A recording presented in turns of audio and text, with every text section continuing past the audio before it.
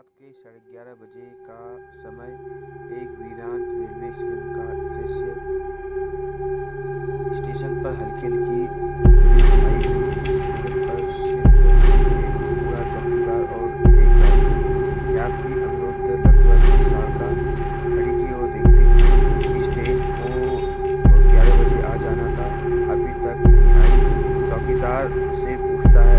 चौकीदार पुराना, लगभग 60 वर्ष का। बाबूजी, ये आखिरी ट्रेन है, कभी कभी देर हो जाती है। आप यहाँ पहली बार आए हैं क्या? अनुरुद्ध, हाँ जी, एक जरूरी काम से आया हूँ। इस स्टेशन पर पहले कभी नहीं आया।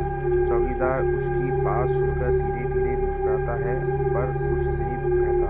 अनुरुद्ध बेचैन बैठकर इंतजार करने लगता। चारों ओर सन्नाटा हुआ था। कुछ समय बाद अनुरुद्ध को ट्रेन की आवाज सुनाई देती है। उठकर प्लेटफॉर्म के किनारे पर खड़ा हो जाता है। अचानक उसे किसी की आवाज सुनाई देती है। अनुरुद्ध, ये आवाजें कहाँ से आ रही हैं? वो इधर उधर देखता है, लेकिन कोई नजर नहीं आता। तभी अचानक बंद हो जाती है। वह थोड़ा सहज महसूस करता है।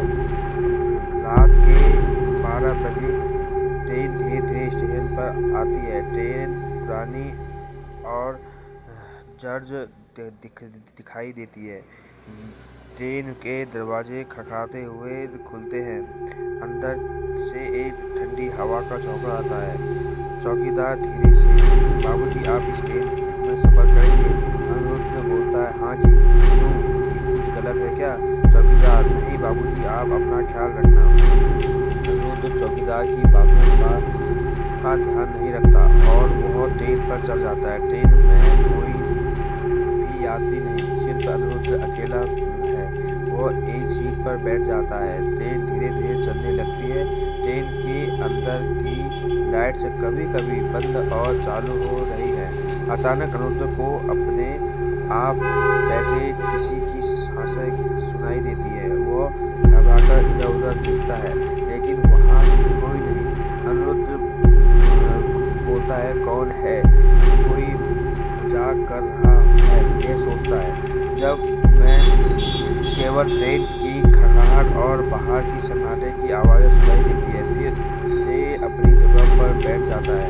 तभी अचानक उसे सामने की खिड़की में एक धुंधली परछाई दिखाई देती है। वह ध्यान से देखने की कोशिश करता है, तभी परछाई गायब हो जाती है। ट्रेन तेजी से चलने लगती है। अचानक ट्रेन के अंदर से एक आवाज़ सुनाई देती है, मानो कोई जोर से चिल्ला रहा हो। अनुरुद्ध उठकर दरवाजे की ओर भागता है, लेकिन दरवाज़ा बंद हो चुका था। वह चिल्लाने लगता है, लेकिन उसकी आवाज़ भी गूंजती हुई खो जाती है। अचानक ट्रेन की लाइट्स पूरी तरह से बंद हो जाती है और पूरी ट्रेन अंधेरे में डूब जाती है। अनुरुद्ध को अपनी पीठ पर किसी के हाथ का स्पर्श महसूस होता है। वह डर के मारे कांपने लगता है और आवाज़, तुमने गलती कर दी इस ट्रेन में चढ़कर, अब तुम कभी वापस नहीं जा पाओगे। अचानक लाइट्स फिर से जलती है और अनुरुद्ध की नज़र अपने सामने बैठे एक सफ़ेद साड़ी में औरत पर पड़ती है, जिसके चेहरे पर कोई आँख, नाक, मुंह नहीं है। वह बिना चेहरे की औरत अनुरुद्ध को अपनी ओर खींचती है।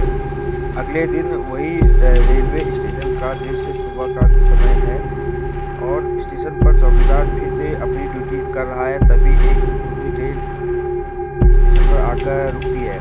ट्रेन से कुछ यात्री उतरते हैं और अनुरुद्ध के बारे में पूछते हैं। यात्री, क्या आपने अनुरुद्ध को देखा है? वो कल रात इसी स्टेशन से आखिरी ट्रेन पकड़ने वाला था। चौकीदार, साथ मैं मुस्कुराने के साथ, बाबूजी, जो उस ट्रेन में जाता है वो कभी लौटकर नहीं आता। यात्रियों के चेहरों पर डर का भाव साफ दिखाई देता लगा। तभी ट्रेन की खिड़की से एक कागज का टुकड़ा उड़कर नीचे गिरता है। चौकीदार उसे उठा लेता है और उस पर लिखा होता है कि मुझे बचाओ।